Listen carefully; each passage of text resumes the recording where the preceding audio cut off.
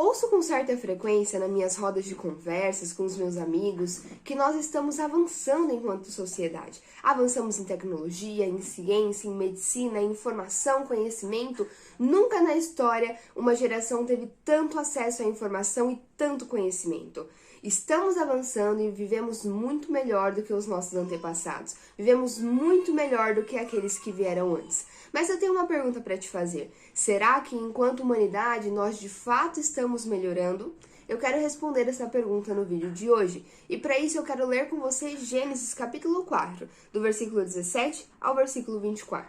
Se você não sabe, caiu aqui nesse canal agora. Eu estou com um projeto de ler e meditar em toda a Bíblia, de Gênesis a Apocalipse. Estou fazendo isso porção por porção.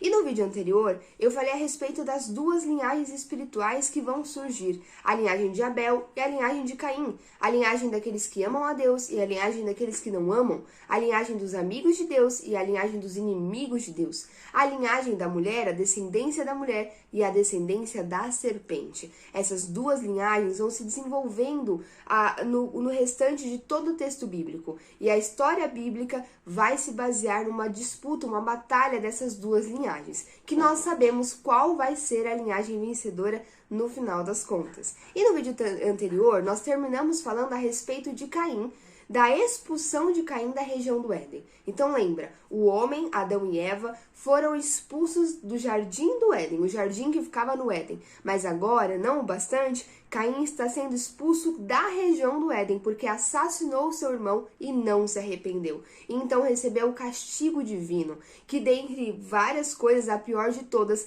era ser expulso da presença de Deus. Caim agora está caminhando sentido a uma região chamada de Nod, uma região que o seu nome significa peregrinação, e tinha tudo a ver com a condenação de Caim, que agora se tornaria um fugitivo errante na terra, alguém que estaria constantemente fugindo da presença de Deus e com uma dificuldade de fixar, porque a terra já não lhe daria do seu fruto. Caim plantaria, mas não conseguiria colher. Caim teria dificuldade de se alimentar e por isso teria que vagar por toda a terra buscando o alimento que já cresceu da terra sem a necessidade de plantar algo.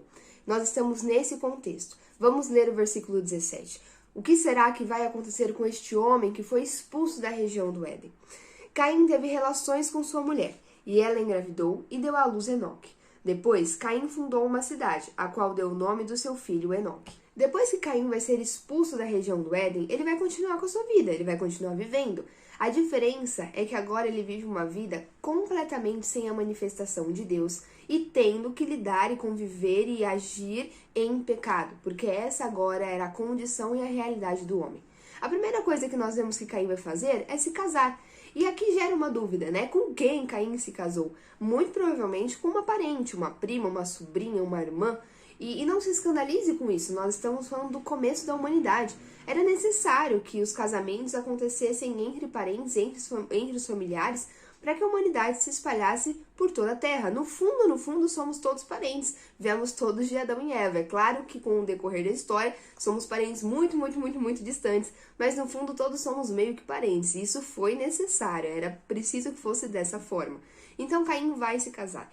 E também é muito comum que as pessoas pensem, mas como assim? Não existia só Adão, Eva, né, Caim e Abel que havia sido assassinado? Não! A Bíblia vai nos expor aquilo que Deus considera importante que a gente saiba. Mas nós sabemos que Adão viveu 900 anos. Isso significa que ele teve tempo de ter muitos filhos e muitas filhas, né? Não havia nenhum método contraceptivo naquela época. Então eles tiveram muitos e muitos filhos. E o texto bíblico também não nos dá o tempo exato entre um versículo e outro. Então muito tempo pode ter se passado até Caim ir para a região de Nod, por exemplo. Então, provavelmente, como ele vai se casar com essa mulher lá na região de Nod, a gente acredita que lá já tinha uma comunidade, já tinham pessoas vivendo nessa região. E ali ele vai, então, ter uma mulher, ter uma esposa. E a partir deste casamento, eles vão frutificar. Eles vão ter um filho e vão dar a esse filho o nome de Enoque. Outra coisa que o versículo 17 nos diz que Caim vai fazer após a sua expulsão é fundar uma cidade, a qual ele vai nomear de Enoque, o nome do seu filho. E isso nos diz muita coisa. A primeira coisa que nos diz é que Caim estava em rebelião, ele estava querendo confrontar e desafiar a Deus. A fundação de uma cidade nesse contexto é como se Caim estivesse dizendo para Deus: veja, você disse que eu seria um fugitivo errante pela terra, mas eu te contrario e te desafio, dizendo que eu vou fixar em um determinado lugar e por isso eu construo uma cidade. Aqui nós estamos vendo a cidade surgindo pela primeira vez. Obviamente não é a cidade que nós conhecemos hoje, mas é o conceito, a ideia, a primeira ideia do que seria uma cidade. Casas fixas, não tendas de nômades, não vivendo no meio da floresta, por exemplo, mas vivendo numa casa fixa, uma construção fixa com o material que eles tinham disponível na época. Então, as cidades eram, nesse contexto, nesse cenário, eram assentamentos, comunidades, pessoas que se juntavam para viver juntas num determinado local, construíam suas casas, era uma moradia de um estilo fixo e não nômade, e muito provavelmente essas cidades possuíam muralhas, né, ou alguma coisa que pudesse cercar e dar uma certa sensação de proteção. Então Caim está dizendo para Deus: veja, você disse que eu não iria fixar e eu estou dando um jeito de fixar. Ele está comprando uma guerra com Deus, praticamente isso, desafiando o Senhor. Outra coisa importante é que isso mostra também o medo de Caim.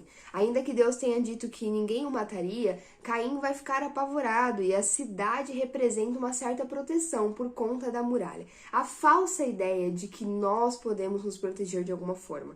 Mas a bem da verdade, gente, é que o Senhor é o Senhor e as nossas proteções, elas são um pouco fantasiosas também, sabe? A gente não tem muito controle sobre as coisas e viver sem Deus é muito desesperador, porque a gente precisa batalhar e viver na nossa própria força e isso é muito difícil. Caim vai realmente acreditar que ele poderia de alguma forma se proteger ali, e eu fico imaginando o desespero e o medo da vida dele, porque no fundo ele sabia que ele não podia, e muito provavelmente essa tentativa de proteção vai falhar por diversas vezes. É muito cruel viver longe da presença de Deus e realmente ter que confiar na sua própria capacidade que é tão limitada.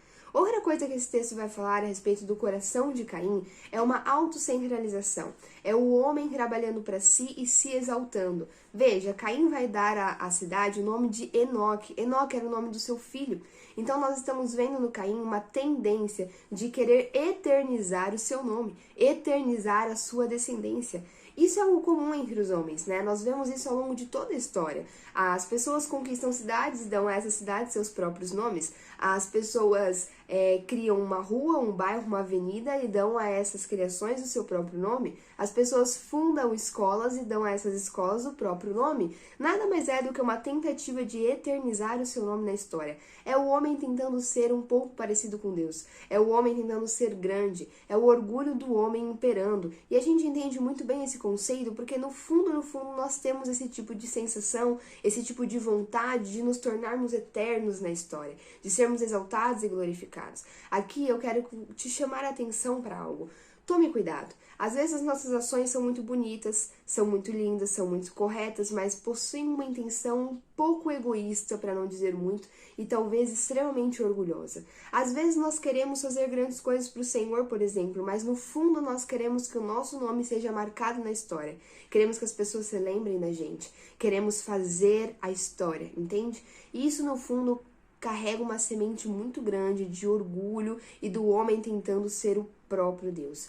Nós estamos vendo aqui o início de uma história concentrada na humanidade, concentrada no homem e no seu próprio ego. A serpente continua reinando. A serpente aqui está gerando no coração do homem aquela sensação, aquele desejo de ser como Deus, mas não da forma como fomos criados para ser, imagem e semelhança, representantes do nosso Senhor, mas com aquele desejo de estar no lugar de Deus, de não temer a Deus, mas de ter um orgulho que cresce dentro do seu coração e te consome.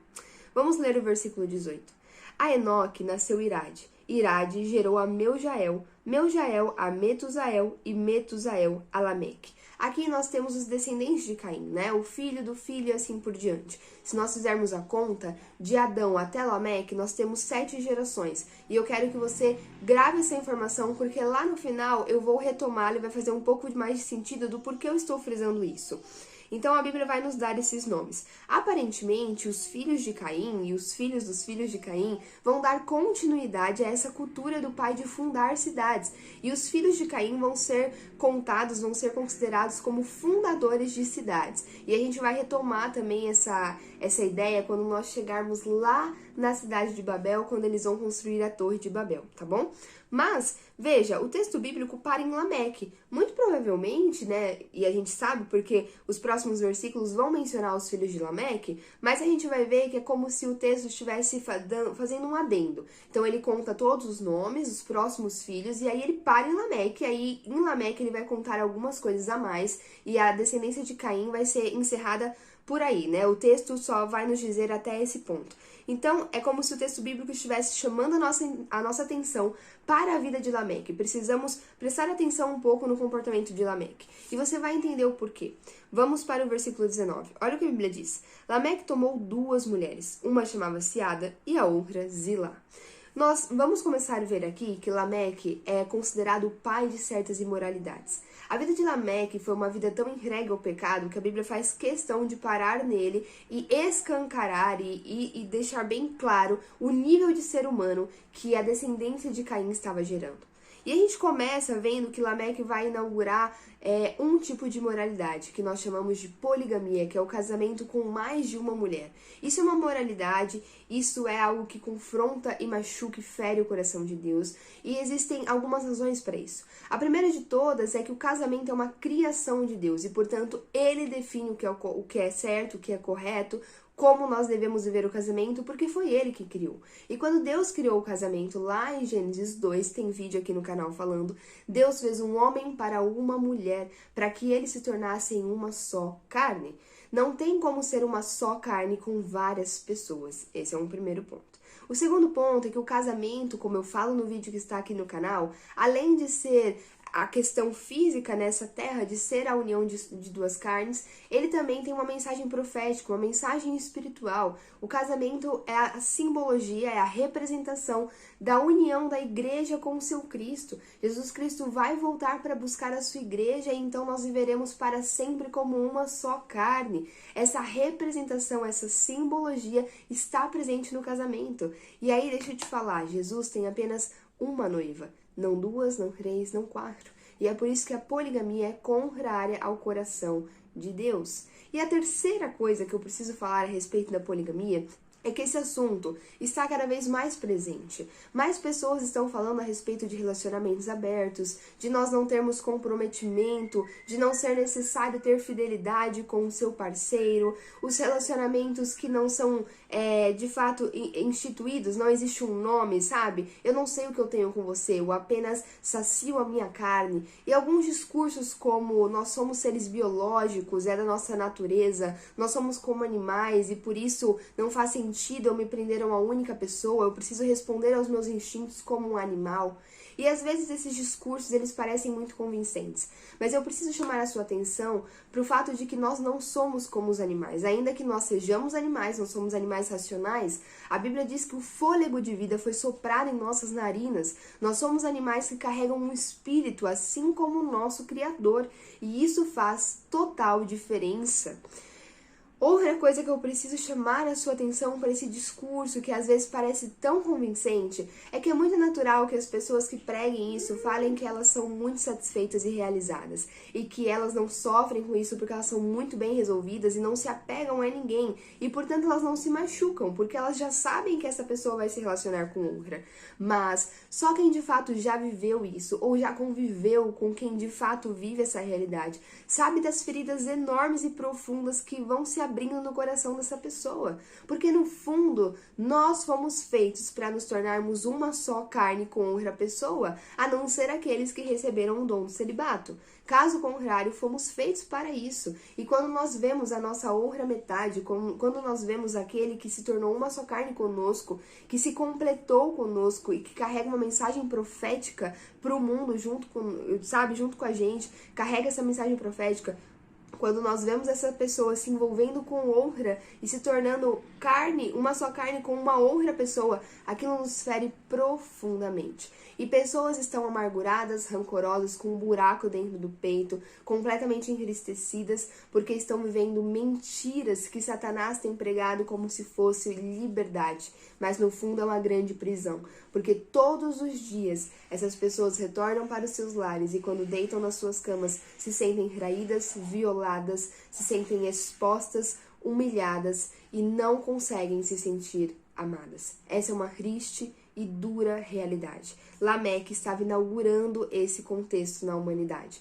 Talvez você pense assim, Gi, mas o Antigo Testamento apresenta pra gente outras pessoas que se envolveram com a poligamia e que são referência de vida espiritual, como por exemplo Davi. Davi teve mais de uma mulher, se eu não me engano ele teve 4 mulheres, não me lembro agora o número exato, mas ele teve mais de uma mulher, sem falar nas concubinas. E aí, Davi não é uma referência espiritual pra gente? Sim. É verdade, mas isso não significa que Deus aprovava todo o comportamento de Davi, porque assim como nós, ele também era um ser humano pecador, e ele vai replicar alguns hábitos, alguns comportamentos culturais, sem se dar conta de que aquilo era contrário ao coração de Deus. Então, cuidado, quando nós vamos falar sobre uma questão na Bíblia, nós precisamos voltar para o primeiro momento em que isso surge na Bíblia, para que a gente entenda o que Deus pensa a esse respeito. Então, nós precisamos pensar, quando o casamento surge a primeira vez na Bíblia, e é no capítulo 2 de Gênesis, e nesse capítulo o casamento é monogâmico. Quando é a primeira vez que a poligamia aparece na Bíblia? É no capítulo 4, na descendência de Caim, na família de um homem que era considerado completamente imoral, completamente reprovável aos olhos do Senhor. Então, dentro desse entendimento, a gente chega à conclusão de que Deus não aprova a poligamia e nós sabemos que isso, de fato, destrói a vida de muita gente. Inclusive, no texto bíblico, nós vamos ver que aqueles que viveram a poligamia vão ter muitos problemas relacionados nessa área, o que indica que não era o caminho mais correto a se viver. Além da poligamia, nesse versículo 19, a gente consegue ver o tipo de homem que Lameque era, porque olha o que a Bíblia diz, Lameque tomou 2 mulheres. Quando a Bíblia fala sobre casamento, a gente tem várias palavras para dizer isso. Algumas vão ser assim, eles coabitaram, eles conheceram um ao outro. Existe um texto lindo que eu amo, que é quando Isaac se casa com Rebeca e a Bíblia usa o termo amar. Isaac amou Rebeca. Esse é um casamento real acontecendo. Mas aqui nós temos Lameque que tomou 2 mulheres. Nós estamos vendo outro tipo de moralidade acontecendo. A violação, a violência, o abuso, o homem dominando violentamente a mulher. Esse era o tipo de homem que Lameque era. Essa era a realidade de uma sociedade completamente distante da presença de Deus. Vamos ler o versículo 20. Ada deu à luz Jabal, que foi o pai daqueles que moram em tendas e criam rebanhos. O nome do irmão dele era Jubal, que foi o pai de todos os que tocam harpa e flauta. Zilá também deu à luz um filho, chamado Tubal-Caim, que fabricava todo tipo de ferramentas de bronze e de ferro. Tubal-Caim teve uma irmã chamada Naamá. Bom, a Bíblia agora está nos dizendo os filhos de Lameque, que ele teve com essas 2 mulheres. Nós temos aqui Jubal, nós temos Jabal, nós temos Tubal-Caim, nós temos Naamá. Jabal era considerado o pai daqueles que moram em tendas e criam gado. Então, ele é o pai dos nômades. O grupo de Jabal vai aprender a construir tendas para viver e vai aprender também a manipular o gado para que pudesse sobreviver e retirar do gado ali o seu sustento, tanto na alimentação quanto nas vestimentas e assim por diante. Nós temos Jubal, que é o pai da harpa e também da flauta, instrumentos muito comuns do Antigo Oriente. Nós estamos vendo o surgimento dos instrumentos na história, os instrumentos musicais. Olha que riqueza e que preciosidade é a palavra de Deus. Muito provavelmente o cantar já existia desde Adão, mas aqui nós estamos vendo os instrumentos surgindo. A gente também vai ver o outro filho de Lameque, Tubal-Caim, como sendo um ferreiro, aquele que aprendeu a manipular o bronze e o metal, que é uma habilidade muito importante para o desenvolvimento da sociedade humana, porque através da manipulação do metal, do ferro, do bronze, as espadas, os armamentos vão começar a surgir e isso vai ser usado para a conquista de terras, para a expansão das cidades. Além das armas, a manipulação dos metais também vão ajudar no desenvolvimento de ferramentas para a agricultura, ferramentas para a cozinha, ferramentas para a construção de casas, e tudo isso vai fazer com que a humanidade cresça e se desenvolva. Nós estamos falando de tecnologia. Então nós estamos vendo que na descendência de Caim houve um crescimento tecnológico. O homem se desenvolveu, o homem aprendeu, o homem adquiriu informação e evoluiu. E muito provavelmente, com certeza, isso trouxe uma qualidade de vida muito maior para esse grupo. Gi, então a tecnologia é um pecado porque está na descendência de Caim? Então, morar em cidades é um pecado, nós não devemos morar? Não, gente, não. Nós precisamos fazer distinção entre algumas coisas muito importantes. Eu quero conversar com você a respeito de um termo que nós usamos, que é a graça comum. O que é graça? Graça é receber de Deus aquilo que eu não mereço. A bondade de Deus eu não mereço, porque eu sou pecadora. Ainda assim, Deus me concede muitas habilidades, Deus me concede talentos, Deus me concede inteligência, Deus me concede raciocínio. Isso é graça e é considerada graça comum. Por que a graça comum? Porque está sobre aqueles que amam a Deus e aqueles que não amam a Deus. Quando Deus expulsa o homem do jardim, Deus está expulsando o homem da sua presença, mas Deus não retira do homem a sua imagem, nem a sua semelhança. Nós continuamos carregando certos atributos que foram colocados sobre nós quando Deus nos criou. E é por isso que tanto aqueles que amam a Deus quanto os que não amam a Deus possuem habilidades, possuem talentos que podem ser usados sim para o bem e também podem ser usados para o mal, mas podem contribuir para o bem. E isso é muito bom e nós precisamos entender isso. A nossa fé precisa ser firme, precisa ser sólida. O que eu quero dizer com isso? Por favor, pare de fazer distinção. Por exemplo, às vezes você vai numa cabeleireira, mas essa cabeleireira não profere a mesma fé que você. E aí quando você descobre isso, você já não quer mais frequentar esse salão. Por favor, não se comporte dessa forma. Reconheça a graça comum que Deus derramou sobre a vida dessa pessoa e receba dessa graça e compartilhe com ela aquilo que Ele te deu. Isso é muito importante para que a nossa fé seja sólida, para que a gente não viva debaixo da ignorância. Quando a gente não compreende isso, a gente pode começar a abraçar certos problemas que não precisavam existir na nossa vida. Existem dificuldades que, sinceramente, o próprio Deus vai mandar, porque a Bíblia diz que Deus manda sobre nós provações, tribulações, coisas que vão fazer com que o nosso caráter seja aprovado e Ele vai estar constantemente ao nosso lado. E essas provações nós devemos abraçar e enfrentar porque é um processo de crescimento em Deus. Mas existem outras coisas que nós abraçamos por pura ignorância, porque nós queremos, entende? É como se a gente estivesse buscando problema, e aí quando a gente encontra, a gente agarra um.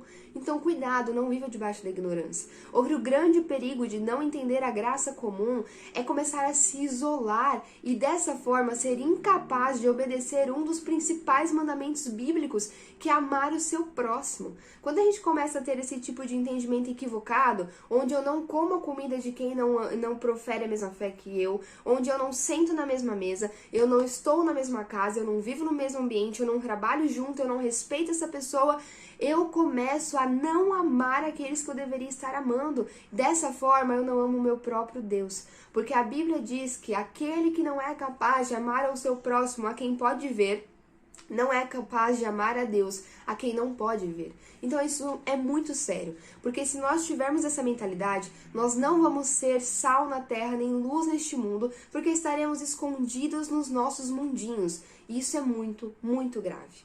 Vamos continuar lendo o texto, versículo 23. Disse Lameque às suas mulheres. Então agora Lameque vai falar algo para as mulheres. E ele vai falar numa poesia. Essa poesia é chamada de Canto da Espada. Só para você imaginar o conteúdo dessa poesia. E presta atenção, porque o que eu estou dizendo com isso? Eu estou dizendo que Lameque cantou essas palavras. Ele estava cantarolando sobre esse conteúdo. Para você ver o nível de perversão desse homem. Olha o que ele vai dizer.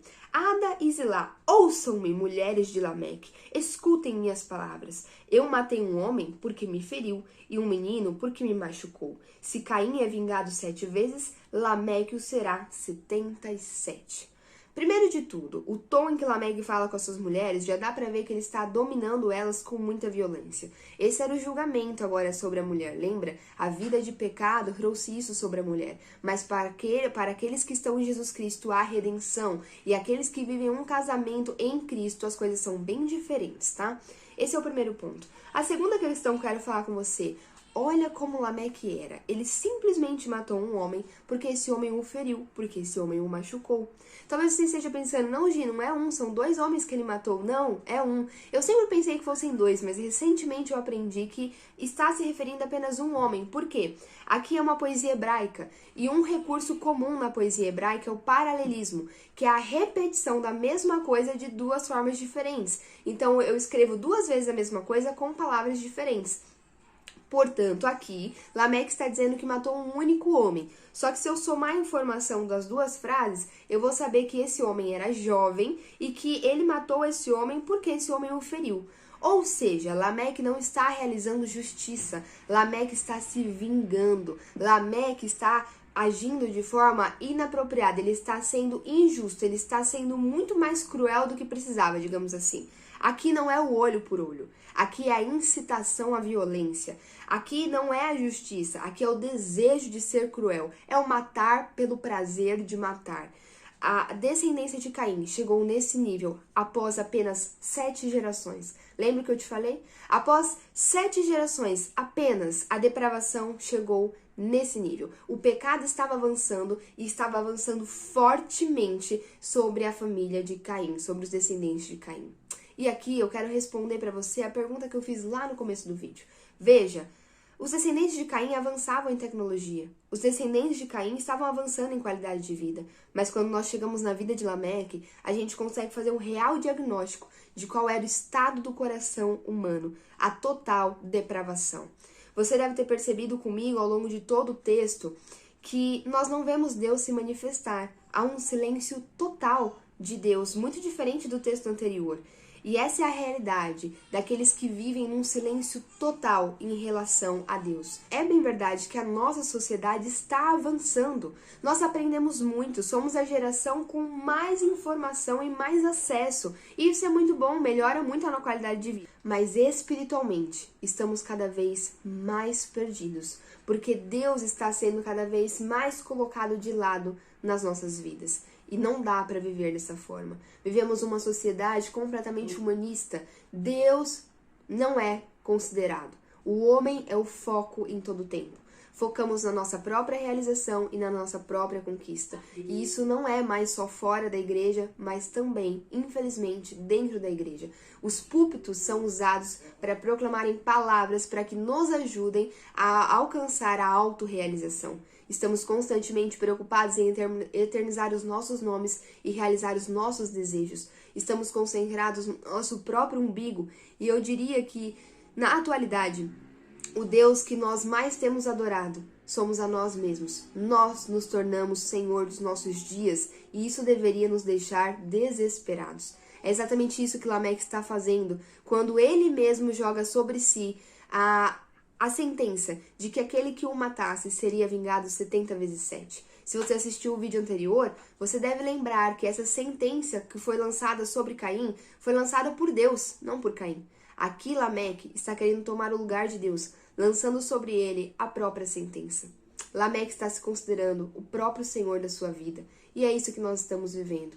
E o resultado é um falso avanço. É verdade que a gente evoluiu muito, como eu bem disse, e isso é muito bom. Mas é verdade também que enquanto nós avançamos em medicina, nós temos vários profissionais na área da saúde que matam pelo simples prazer da disputa profissional, ou pela omissão, ou por não querer se envolver com o problema. É verdade que nós avançamos em ciência, mas nós temos muita gente vazia espiritualmente e o índice de suicídio avança a cada dia. É verdade que nós avançamos em informação e como nunca antes estamos falando sobre violência, sobre agressão contra a mulher, sobre abuso sexual, sobre abuso de crianças. Isso é muito bom, isso é importante. Mas é bem verdade também que quanto mais nós falamos sobre isso, parece que maiores são os números de estupro, de abuso, de agressão, de perversão contra crianças inocentes. É verdade que nós estamos avançando em tecnologia, mas parece que as guerras são cada vez mais frequentes e cada vez mais cruéis, porque essa é a realidade de uma sociedade sem Deus. Para finalizar, Lameque disse que aquele que o matasse seria vingado 77 vezes. Mas Jesus, o Rei dos Reis, nos ensinou que nós devemos perdoar o nosso próximo 70 vezes 7. Quando Pedro questiona Jesus a respeito do perdão e ele pergunta, mestre, nós devemos perdoar uma pessoa quantas vezes? 7 vezes? E Jesus responde, não, 70 vezes 7. Jesus não está falando isso para nós fazermos as contas. Jesus está dizendo que nós devemos perdoar quantas vezes for necessário. A Bíblia vai dizer que a vingança pertence a Deus. É Ele quem realiza a vingança, porque Deus é justo, o homem não. O homem, quando começa a se vingar, o homem, quando tenta fazer justiça, ele desencadeia um ciclo de mortes e um ciclo de crueldade, porque nós não sabemos ser justos. Jesus está nos ensinando que nós devemos perdoar quantas vezes forem necessárias, porque nós fomos perdoados. Jesus nos perdoa das nossas dívidas e Jesus era perfeito. Como pode eu, imperfeito, não querer perdoar outro imperfeito? No fundo, eu estou me colocando no lugar de Deus, ou melhor, eu estou me achando superior a Deus. Porque se Deus, que é perfeito, pode perdoar a nossa condição, por que eu, que sou tão imperfeita, não posso perdoar outro imperfeito? É como dizer que eu sou melhor que Deus. Deus, você perdoa aí porque você não é tudo isso. Agora, ele me feriu. Como que eu vou perdoar? No fundo, é por isso que nós não perdoamos. Porque às vezes nos consideramos melhores do que Deus. Mas há perdão para você se nós nos quebrantarmos, se nos arrependermos desse estado de coração. Deus nos perdoa. Então, nós iremos perdoar, porque Ele nos perdoou primeiro. Dá-me um coração igual ao teu, meu mestre. Dá-me um coração igual ao teu, coração disposto a obedecer, cumprir todo o teu querer. Dá-me um coração igual ao teu. Jesus, é muito difícil te obedecer, Pai. É muito difícil porque eu sou muito pecadora. É muito difícil porque nós somos muito limitados. Então, neste momento, eu te peço, Espírito Santo de Deus, capacita-nos e ajuda-nos a liberar perdão para aqueles que nós precisamos liberar, porque o Senhor nos perdoou. Nos dê essa consciência, Pai. Ó Senhor, nos dê um coração como o teu, porque assim nós poderemos te obedecer e viver como o Senhor deseja, liberando perdão 70 vezes 7. Eu peço por isso, ajuda-nos, ensina-nos a viver verdadeiramente como o Senhor deseja. Em nome de Jesus. Amém.